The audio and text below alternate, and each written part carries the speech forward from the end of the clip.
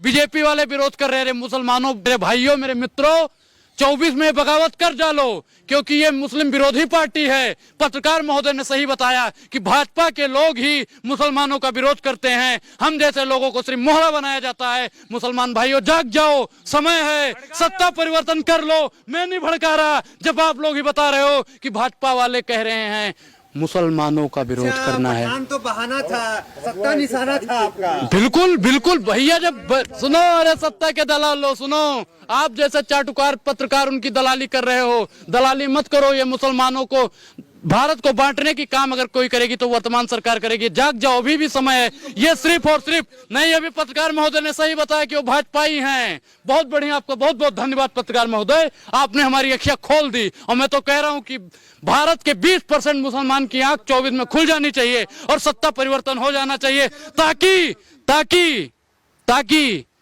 देश में ऐसा कोई नेता ना आए जो हिंदू मुसलमान करके भारत के टुकड़े टुकड़े कर दे। भाजपा को कोई जरूरत नहीं है मुसलमानों की। अच्छा, तो फिर काहे गिरगिट की तरह रंग बदलते हैं? जिस राज्य में मुस्लिम बहुसंख्यक क्षेत्र है वहां पे जाके ऐसे रंग बदलते हैं, ऐसे रंग बदलते हैं महाराज। वहां पे तो ये मौलवी फकीर बन जाते हैं। हम तो कह रहे हैं कि जिस दिन सभी मुसलमान जाग गए ना, जिस दिन उन्होंने समझ लिया कि ये वर्तमान सरकार भारत के टुकड़े करने का काम करती है, उसी दिन ये मुल्क आजाद होगा। मोदी जी को कभी देखे राहुल गांधी की तरह टोपी पहनते हुए? अच्छा, नहीं, वो टोपी कभी नहीं पहने। भाई देखो, मैं स्वतंत्र हूँ, मैं आजाद हूँ। मैं चंदन लगाऊं या टोपी लगाऊं, ये मेरी आजादी है। बाध्य तो नहीं कर सकते हो ना किसी को। वो प्रधानमंत्री जी का पर्सनल मैटर है। वो टोपी लगाएं, टोपी लगाएंगे भाई अगर मैं टोपी लगा लूंगा तो क्या ब्रह्मांड डोलने लगेगा? मुसलमानों जाग जाओ, तो क्या 24 में प्रधानमंत्री मुसलमान बनेगा? भाई साहब, अगर ये वर्तमान सरकार कह रही है ना हिंदू खतरे में है, वर्तमान सरकार कह रही है ना हिंदू खतरे में है, तो हम तो बिल्कुल कहते हैं कि भैया भारत के संवैधानिक पद पर बैठा हुआ हर एक नागरिक हिंदू है। और फिर भी अगर हिंदू खतरे में है तो एक मौलाना को प्रधानमंत्री बना दीजिए, मुसलमान भी खतरे में आ जाएगा। मुसलमान देश चला लेगा? क्यों नहीं चला पाएगा? क्यों नहीं चला पाएगा? क्यों? मुसलमान प्रधानमंत्री बन जाएगा तो देश नहीं चलेगा। तो सनातनी को बर्दाश्त होगा? भैया सबको बर्दाश्त होगा, सबको बर्दाश्त होगा। मुसलमानों को भड़का रहे हैं। आप एक्सेप्ट करेंगे अगर प्रधानमंत्री यहाँ का मुसलमान बन जाए तो आप एक्सेप्ट करेंगे? भाई देखो, जो संवैधानिक पद पे बैठ जाएगा वो हिंदू मुसलमान नहीं करेगा वर्तमान सरकार की तरह। जो अच्छा, अभी आपने ही बताया कि मुस्लिम विरोध, मुस्लिम है इसकी वजह से। मैंने कब कहा मुस्लिम है? अच्छा, अभी आपने क्या कहा? फिर से बोलिए पत्रकार महोदय, फिर से बोलिए। जो आपने थोड़ी बायकॉट बॉलीवुड भाजपा वाले कर रहे हैं तो और जो उन्होंने करा है भैया, वो मुसलमान का सीधा विरोध करें। तो मैं कह रहा हूँ कि मुसलमान, एक एक मुसलमान 24 में इनको ईंट का जवाब पत्थर से दे। मैं नहीं भड़का रहा। अगर ये मुसलमान का विरोध करने वाली पार्टी है तो मुसलमानों को कट जाना चाहिए ऐसी पार्टियों से। मुसलमान से प्रधानमंत्री बनते हैं? 100 करोड़ बनाएगा कि 20 करोड़ बनाएगा? एक मिनट, 100 करोड़ में से 50 करोड़ तो इनके खिलाफ में है, और 20 करोड़ जो मुसलमान भाई हैं वो हमारे साथ में आ जाएंगे। हम कितने हो जाएंगे? 70 करोड़। अब 70 करोड़ जिसके साथ है उसका प्रधानमंत्री बनेगा, 50 करोड़ वाला प्रधानमंत्री बनेगा। मुसलमान को प्रधानमंत्री चुनेगा? भाई साहब, मुसलमान बने, हिंदू बने, लेकिन ऐसा प्रधानमंत्री बने जो हिंदू मुस्लिम की राजनीति ना करे, वास्तविक मुद्दों की बात करे। फ्लॉप हो जाएगा तो मान लेंगे ना कि 24 में मोदी जी आ रहे हैं? नहीं, मैं पठान सुपर हिट होगी और 2024 में वर्तमान सरकार का कोई भी बंदा प्रधानमंत्री नहीं हो रही है अखंड भारत बनाने की, आप यहाँ पे मुस्लिम प्रधानमंत्री बना रहे हैं। देखना कैसा जाहिल पत्रकार है। मेरा नाम जाहिद है। भाई साहब, ऐसा ये कह रहे हैं कि हिंदू, अभी आप लोग कहते हो हिंदू खतरे में है। 20% मुसलमान है और हम खतरे में हैं, तो अखंड भारत बन जाएगा तो पाकिस्तान वाले भी आएंगे, बांग्लादेश वाले भी आएंगे, अफगानिस्तान वाले भी आएंगे, जितने देश है सबके मुसलमान आ जाएंगे। तो भैया हिंदू मूतना भी बंद कर देगा। अगर मूतेगा भी तो मुसलमानों से पूछ पूछ के तो हम तो बहुत खतरे में आ जाएंगे। अखंड भारत नहीं चाहिए क्या? भैया हमें अखंड भारत नहीं चाहिए, क्योंकि अखंड भारत वर्तमान सरकार को भी नहीं चाहिए। वर्तमान सरकार को भी अखंड भारत नहीं चाहिए, क्योंकि जो 20% को नहीं झेल पा रहा है वो 80% को झेल पाएगा। 100% का तो सपना है ना कि भाई, कि 100 करोड़ का सपना है ना कि अखंड भारत बने। भाई अखंड भारत के, भाई मैं क्या कह रहा हूँ कि हिंदू, एक हिंदू अच्छे सच्चे से पूछोगे ना, वो कभी नहीं कहेगा अखंड भारत। क्योंकि जैसे वर्तमान सरकार कह रही है ना हिंदू खतरे में है, जब पूरे के पूरे मुसलमान आ जाएंगे तब तो हिंदू रसातल में चला जाएगा। चला जाएगा ना। थोड़ा सामने क्या कह रहे? मैं कह रहा हूँ कि जब भैया अखंड भारत बनेगा तो ऐसा तो है नहीं कि मुसलमानों को खदेड़ दिया जाएगा। मुसलमान भी तो आएंगे इसी में, अखंड भारत में। और जब पूरे मुसलमान एकजुट हो जाएंगे, जब साथ में रहेंगे, तो बताइए कि हिंदू कहाँ चला जाएगा? हिंदू तो दब जाएगा ना, रसातल में चला जाएगा। आप लोग ही कहते हो कि हिंदू खतरे में है, फिर आप लोग ही कहते हो अखंड भारत बनाएंगे, हिंदू राष्ट्र बनाएंगे। कैसे? तो आप अखंड भारत के समर्थन में आप नहीं भाई मैं नहीं मानता अखंड भारत बन ही नहीं सकता, हिंदू राष्ट्र बन ही नहीं सकता, बन ही नहीं सकता। मैं तो कहता हूँ अखंड राष्ट्र कैसे, अखंड भारत कैसे बनेगा बताओ? आपके पास कोई चारा है अखंड भारत बनाने को? अगर अखंड भारत बनाते हो तो मुसलमानों को कहाँ भेजोगे आप बताओ?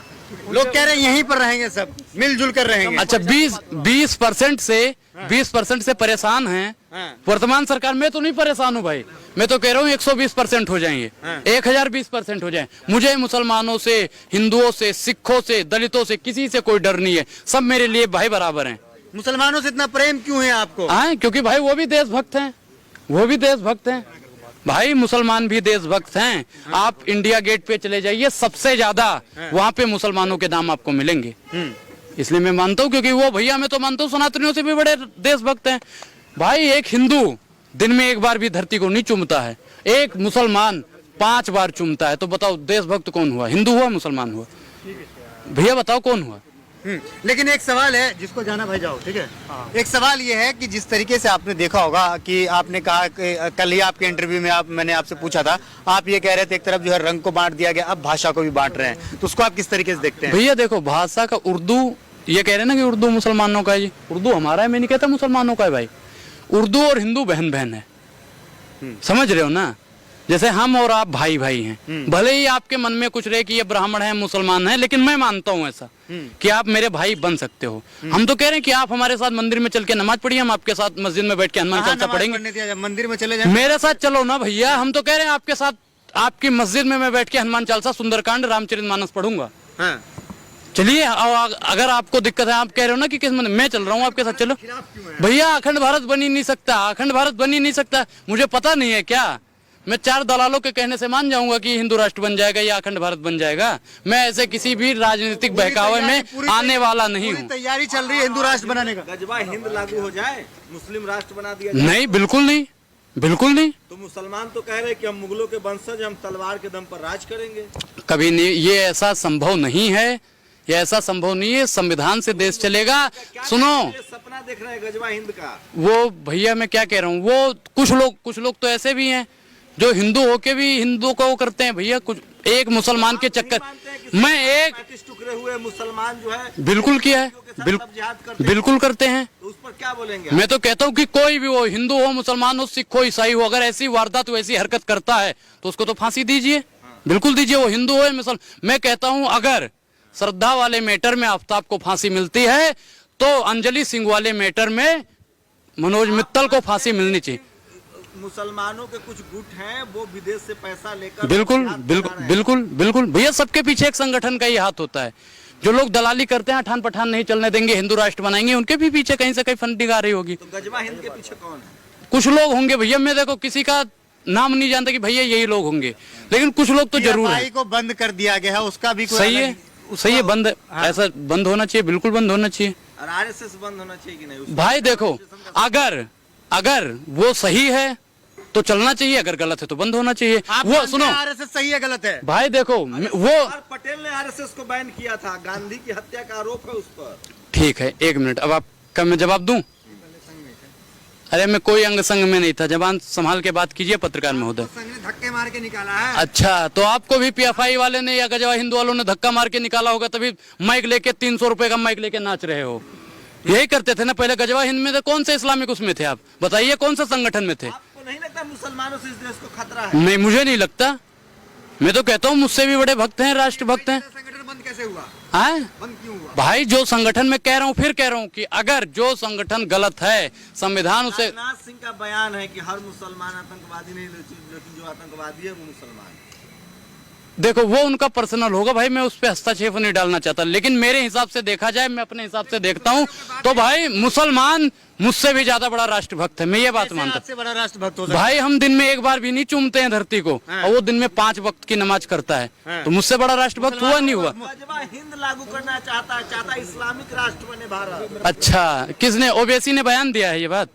ओवैसी ने कहा है कि मैं गजवा हिंद लागू करूंगा, मैं मुस्लिम राष्ट्र बनाऊंगा।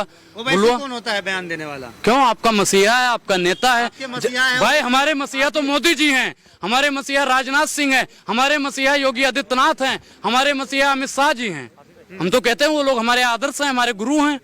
हम उनको वो अगर कह दें, मुसलमानों से देश को खतरा है कि नहीं? 0% भी नहीं, 1% भी खतरा नहीं है हिंदुओं को। आरएसएस से खतरा है कि नहीं? नहीं भाई, मैं नहीं, आरएसएस से अगर खतरा होता, आरएसएस को भी किसी को कोई दिक्कत नहीं है भैया। आरएसएस से कैसे खतरा हो सकता है? मानते हैं कि आरएसएस जो है सही संगठन है, देश के लिए काम कर रही है। भाई देखो, वो देश के लिए काम कर रही है, देश सबकी हित सेवा कर रही के, है। अगर वो देश मानते हैं? भाई अब बोले कैमरे पे। भाई तलाक हटाओ सही है कि नहीं? सही है, बिल्कुल सही आप है पहले RSS भाई। वाले पे बात कीजिए। भाई किसी भी RSS बहन को बे मानते अरे सही या सुनो, नहीं है? आए? आप RSS को मानते भाई सही है? अच्छा सुनो, वो संगठन या फिर वो सरकार तय करेगी। सरकार ने सवाल पूछा कि पहले आप आरएसएस में सरकार सुनो, वो सरकार तय करेगी, मैं तय करने वाला कोई नहीं हूँ, वो सरकार तय करेगी।